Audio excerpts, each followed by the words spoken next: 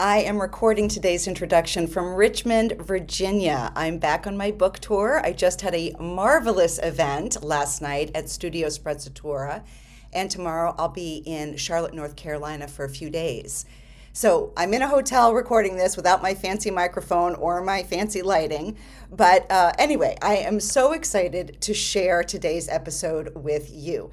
My guest is Michal Silver, the creative director of Christopher Farr Cloth, a London based firm producing the highest quality fabrics and wallpapers.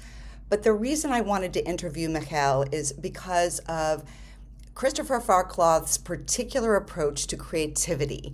What makes them so special is their collaboration with and interpretation of art, craftsmanship, and history. This conversation felt so inspiring to me.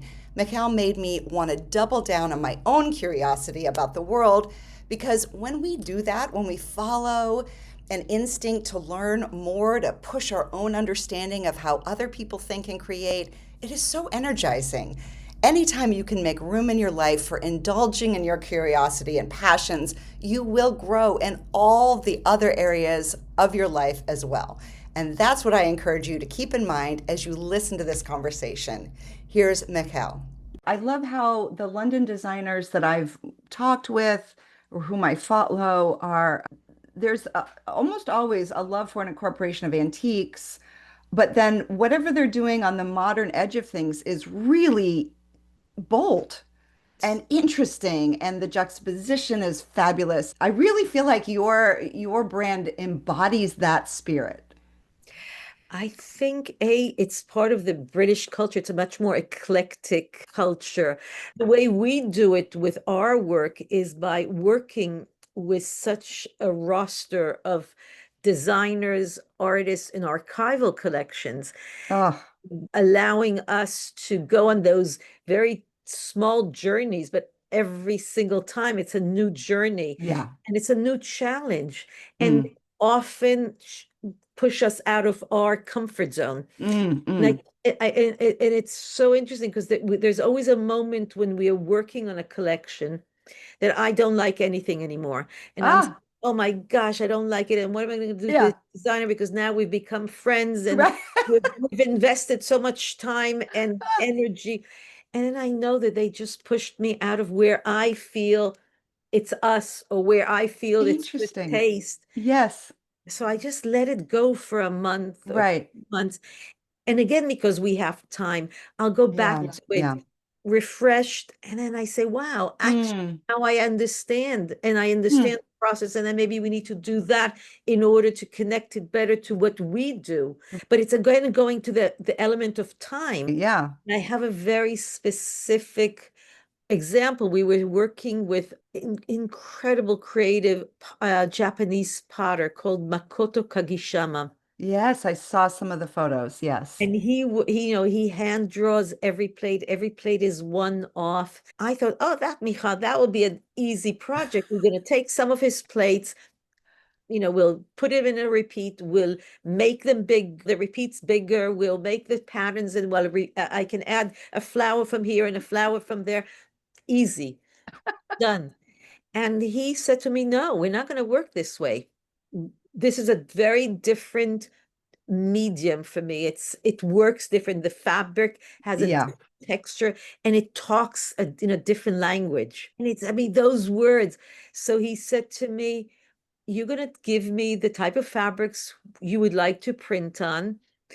We'll start all over again. Right from the beginning, right. I'm not going to just try to superimpose what I work with Because it's in easy, clay into or it's fabric. quick, or Yeah. it's easy, or it's quick. Yeah. No, there was also this joy of discovery for him. Hmm. The whole concept of a repeat was an interesting for him because he never worked. Oh, of He course. never Right. thought of how does a fabric look interesting, cohesive from Yeah. one part of the fabric to the next part, Right. and going through this, and we spent over 2 years developing that collection Wow. in And three. how do you feel like from a economic standpoint, from a business standpoint, how are you able to not feel that pressure of, oh, we have a September launch coming up? we Be- have a spring launch coming up. How do you deal with that? I think because we're not a big corporate company managed by a team of accountants, I launch 6 patterns because I'm not ready with anything else. Yeah. That's fine. I don't Wow. need to launch 12. I don't have a Wow. set amount of SKUs.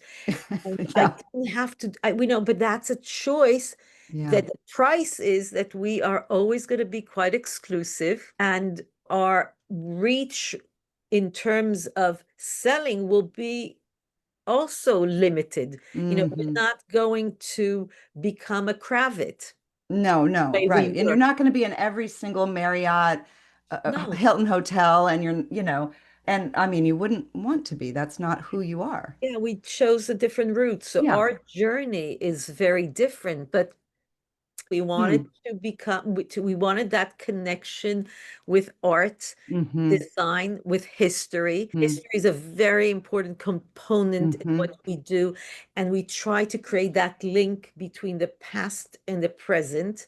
Yes. And also, you clearly, and I've been watching videos of you and even talking with you right now. You clearly are a curiosity-driven person who is open. You've been doing this for so long, and yet you still are so open to learning. And that must make your job so much fun. I'm sure there are days that aren't fun, but No, I get the sense you love what you do. yeah, and I feel it, it's such a humbling experience to work with these great artists and designers and Yeah. archival collections. So I am grateful for the opportunity. Yeah. And I find that creativity is not just, my role is basically like an editor. Yes. I, Right. I Hmm. find it so creative and Hmm. Yes. inspiring. And Yeah. yeah, so I'm lucky because I get up every morning and I'm excited to go to work. That's wonderful. That's what we all want. Yeah. I spend a lot of time talking with people about this notion of creativity, and there's a very narrow, limited definition of that I encounter sometimes, which is people will say, "Oh, I don't know how to arrange flowers, or I don't know how to set a table, or what it's I don't have the knack for that." And I push back in two ways. One is that I say that, well, first of all, developing your eye, you actually do have to practice that. Yeah. Just allow yourself to really pay attention to what you're seeing and what works and why does it work. But then the other way I push back on it is saying that even the way in which one homeowner will put together a chair, a lamp, a rug, a bookcase, and what's on the bookcase is different than how anyone else would combine those things. And that in and of itself is creating beauty. It's creative. Right. Yeah. I also think that creativity is not defined just in the world of arts and design. And I remember a conversation I had with my father. I was 20s and he was a really great businessman. And he said to me one day, "Oh, business is so creative." And I was 20 years old and I said, "Oh, Mhm. what does he know?" Because, I was, Right. now I find that he was so right because there's creativity in every single thing you Yes. do, whether you're Yes. cooking or you're building a business or Right. it's just how you apply yourself and what the journey is for you. You just mentioned being your 20s, so I have to ask, you were an art history major, you studied art history, which is such a great entree into what you're doing now. Tell us a little bit about, was that your first love? I think so. I always remember myself painting and being a bit and color and dressing up was sort of something that I felt very comfortable, very natural. So I studied art history and then I went to an art school and studied art and painting and then took a very technical course in pattern making and moved into Okay. the fashion world and from this into interiors. But the basic was always art. And then when I met Christopher Farr, I met someone that had the same type of background and then translated that into rugs. So we've moved more Right. to the world of design, but we are always very grounded in art and love and follow the art world. Yeah, yeah. I want to show some photos. I'm going to share my screen First, I'm going to show just a couple of images that I just love of things that you do, and you're going to tell us a little bit about sort of the focus of Christopher Farr cloth. I love both of these photos because they look lived in. They look like someplace I'd want to sit. They don't, I know it's a photo shoot here, but it doesn't look like it. It looks so wonderful. Yeah. What I think is so us is the mixture of pattern and color. Uh, Yeah. you have the texture of the settee, which is a woven almost like a tapestry Mm. with the wallpaper and the fabric and different patterns, but somehow they all work together. Yes, they And absolutely do. And by the way, on the Christopher Farclough website, you can see some videos of both the printmaking for wallpapers and fabrics. I found them really wonderful. And then the one on the photo on the right here, that huge scale wallpaper, it actually looks like it's a fabric wallpaper. Oh, it's printed on grass cloth, and that's an okay. image from a Kit Kemp hotel. I was sitting with Kit and we were just talking, and then she showed me the article about these remote villages in northern India. They were very, very poor, and the women would paint on the outside of the walls, exterior walls, Oh, organic patterns, florals and oh, animals. And it was their way of decorating. And it was yeah, so beautiful to me because it was a sense of even when you don't have the funds and all the whatever we have in order to right. decorate, you still want to be surrounded with beauty. Beautiful thing about it is that they would do these exteriors and then the monsoon rain would come down Oh, starting in June, July, and they'd sort of wash these images, and then again 3, 4 months later they would yeah. start again painting their Oh, homes. And that feeling of living with nature and creating beauty again and and again, and again. not being defeated by the fact that the water washes the exterior. So I was so moved. It was sort of Oh, a way of saying to all these amazing women, well done. yes. You've done something that's so inspirational for us. Yes. What a Putting great up. story. Yeah, Oh, and I'm that's so where that glad. sort of Oh, started. so glad you told us that. That is so beautiful. This is another image that I absolutely love. This pattern, I know it's your best-selling pattern. I can see why. It is probably one of my favorite patterns in your collection. It's called Carnival, I believe. Right. But this whole image right here, I mean, it's so vibrant. Yes, there's a lot going on, but it doesn't feel overwhelming. I think there is a way of layering that works. I mean, if there's sort of a connecting line between everything, and you could see the red going through, meandering through, and it's carried into the artwork. The blue in the left painting is a frame, then it's sort of repeats and it is in the rug. So that creates that connection. I'm so glad you brought up the color in the rug. So for those of you who are listening and not watching, so the room is sort of dominated by these orange reddish color and this kind of green color secondary. It's greens and reds, right? And then Right. there's a little hint of blue in the paintings, as Michal said. And I'm so glad that a blue and cream colored rug was chosen as opposed to trying to color match the Right. rug with like green or red, which would have been expected. And Right. yet the blue in the rug is such a beautiful foil. And I can Yeah. see how people would be thinking, oh, but everything has to match. Right. And that's one thing that really is interesting with British design. I don't think that everything needs to match. No. We know the whole concept of matching and perfect, it doesn't exist because there's no perfection in life, in real life. Hmm. It's much more organic and it's in a way feels more livable, Hmm. perfect interior. I agree. I totally agree. And you've mentioned the archival work that you reference all the time. We're going to start with a really phenomenal woman, Annie Albers. She had a very long life. Yes. She was born like a year or two before the beginning of the 20th century and died towards the end of the 20th century. So she was in her mid 90s when she died. Yeah. Well, So she was married to the very famous Josef Albers, who many people may know, but let's look at some of the ways in which you took her drawings, renderings, weavings, and used them, updated them, Right. have incorporated them. So tell us about this one. If you could describe for us what we're looking at. This was first of all a very special collection for us in a very special moment because we were working with historical documents. You know, she is really one of the major figures in textiles in the 20th century. She was the first woman designer to have a one-man show in the Museum of Modern Art in 1953. Yeah, So that's a it was big a deal. huge, huge, big deal. She was a teacher. She wrote about weaving. She was, like you said, married to Joseph Albers, the real power couple of the 20th century in the art scene. And it was a process of understanding that we needed to be very, very true to the Hmm. original work, but there Yeah. was a little bit of adjustment that needed to be done in order to bring it back and Hmm.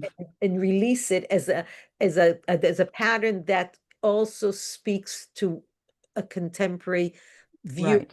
This was done in 1925. It's 100 years old, this pattern. Yeah. Wow. We created a little bit more texture. We kept the pattern as it is. We kept to the scale, but we've updated the use of fibers that we use, the choices of fibers. So it's a much more textured, it's much more Hmm. tactile. We developed two other colorways. We looked at Joseph's work from the same time, Ah, developed the two other colorways, the blues ah, and the reds, based on his paintings. So we created that link in a very subtle way, but it was yeah. for us also a good starting point.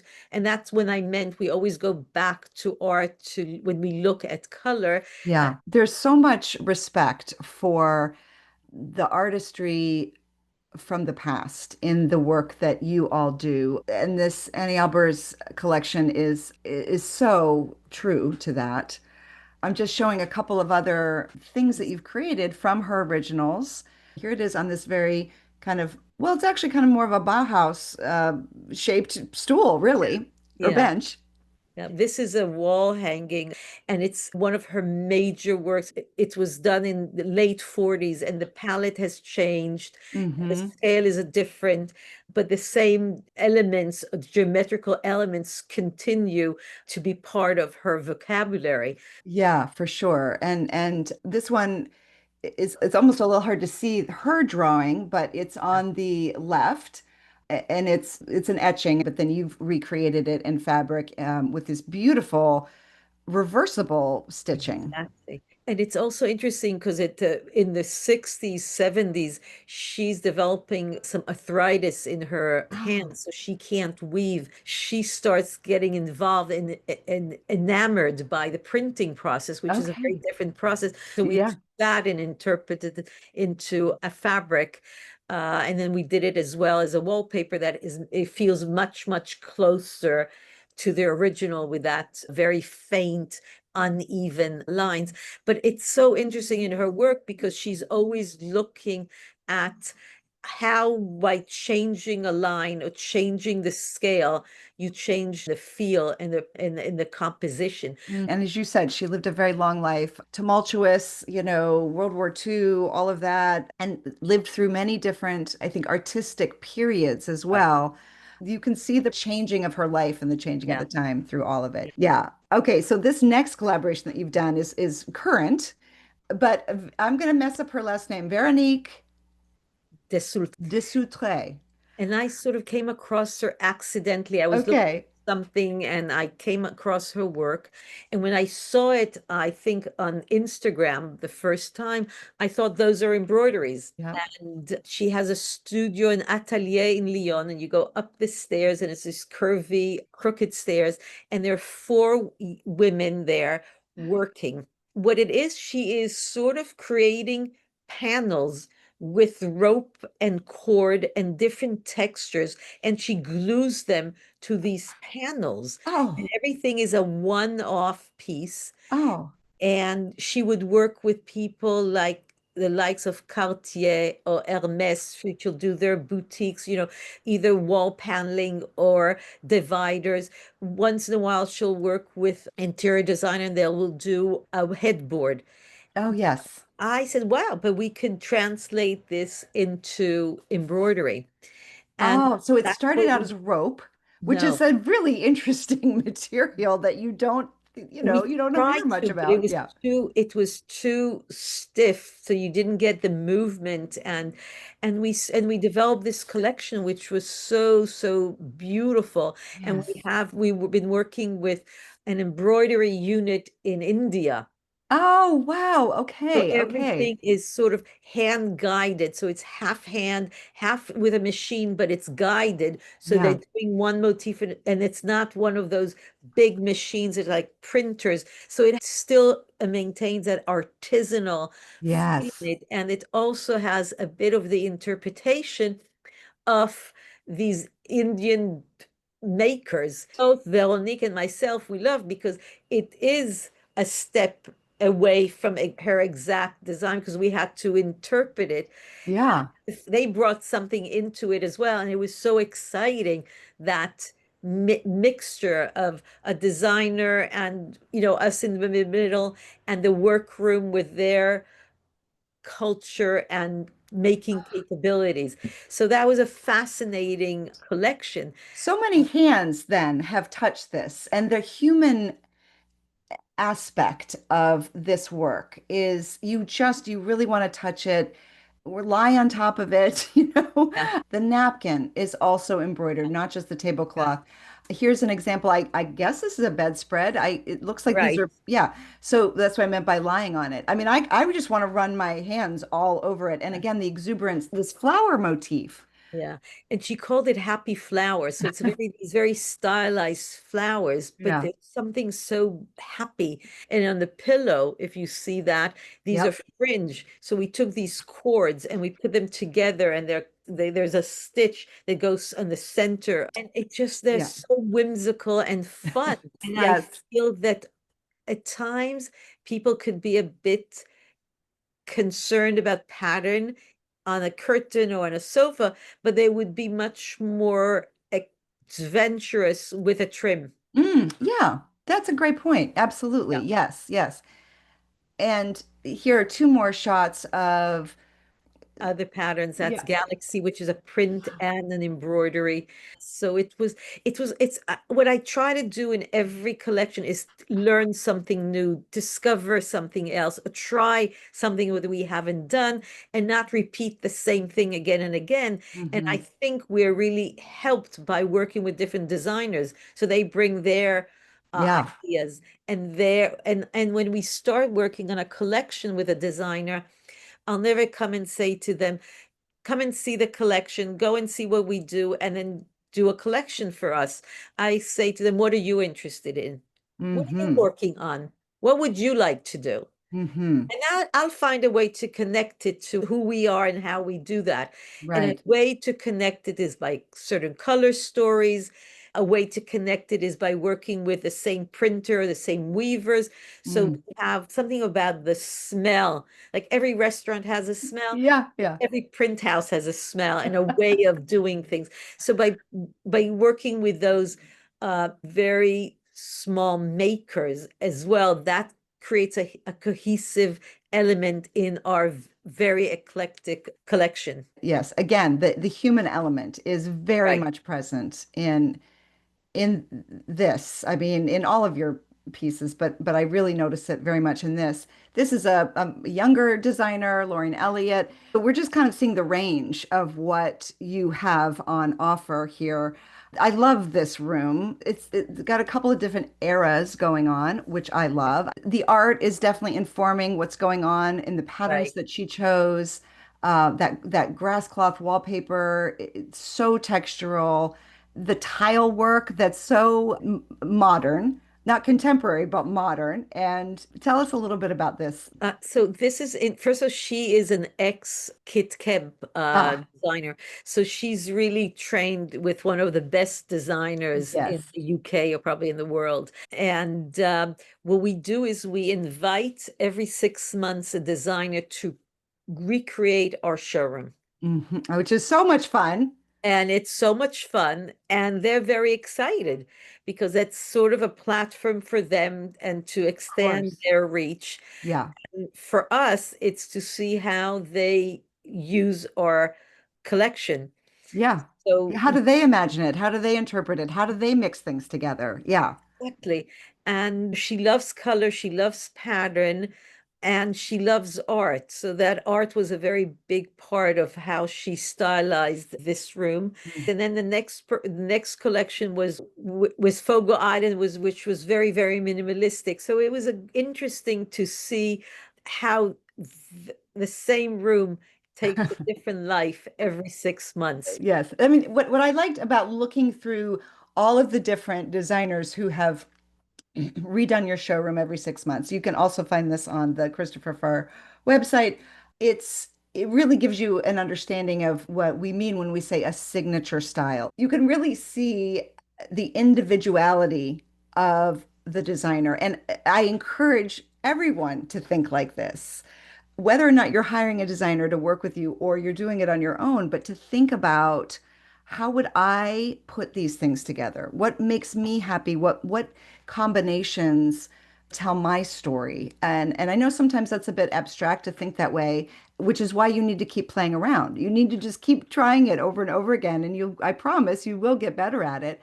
This is a completely different interpretation This of the is showroom. Yeah, this is a South African designer. He's a collector and he's very interested in arts and crafts. Hmm. You'll see a lot of that in his work, and his colors are very earthy.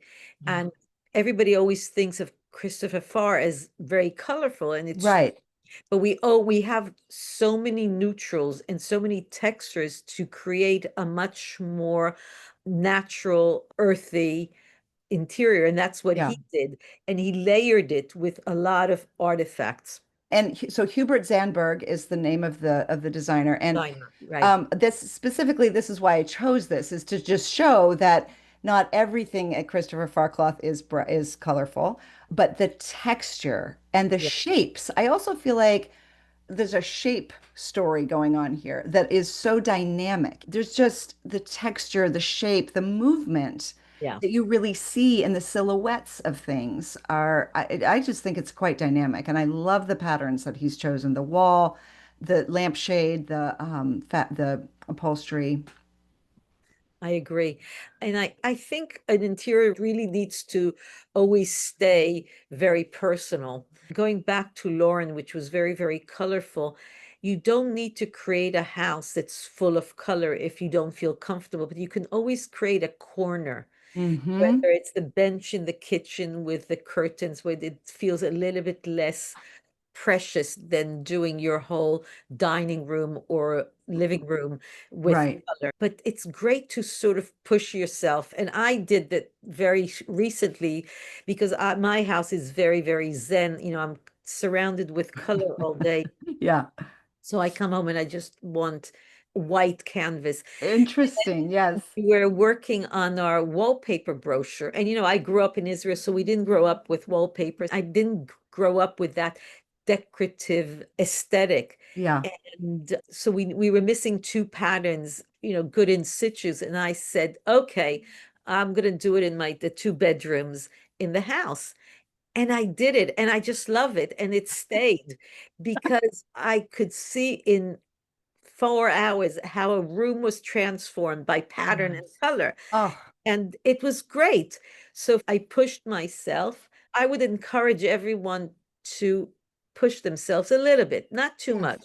I find that what I do is I will be in a mood, I'll add a layer of something. Like right now, we've just finished, finished our kitchen, which we've worked on for the past 20 years. It's been an evolution.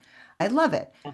But Yeah. I'm now, after seeing the Fogo Island wallpaper, I'm like, oh, that would be a layer that would really, really work Right. in the kitchen. So I get in these moods where I want another layer, but then I also get in the moods when I'm like, I need to take away a layer. And I think Exactly. we ebb and flow like that because we change and our circumstances, our lives change. And Yeah. fun of actually having a home where we can play like that.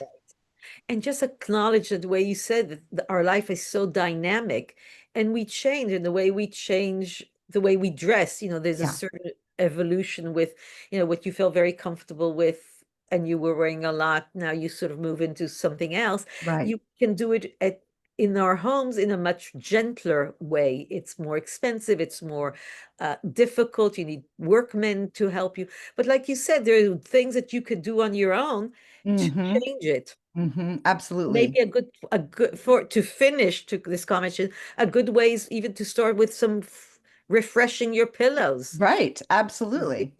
That's easy. Yes. Yes, which I do all the time. But it's nice Yeah, to change the feeling of a room. right. Well, and I'm considering adding some drapery to the living room. Right now we have it's all exposed. We have nice moldings, and so it's all exposed. And we have a very small house, so it doesn't get a lot of light. So, curtains could be a little bit too much. But I'm playing with the idea of just having them in the winter when it's going to be cozier anyway. They Yeah. would be linen, they would be a soft cream with a border to them, so they wouldn't be overwhelming. But just Okay. that little movement of the wrinkle from the Right. gathering might be really nice just in the winter, and I'll take them down in the summer. Exactly. And you'll store them and you'll put them back in Yeah, again. yeah, Yeah. absolutely. Yeah. Michael, this has been so much fun. I knew it Oh, would be. I knew you were clearly such a lover of design. You have such a fantastic eye and so many great thank you. stories. Really Great a that pleasure. we could have this conversation and share our love for design and art with a bigger audience. So thank you for that and for this opportunity. And I'll look forward to seeing your book soon. Yes, Can't for wait. sure. Thank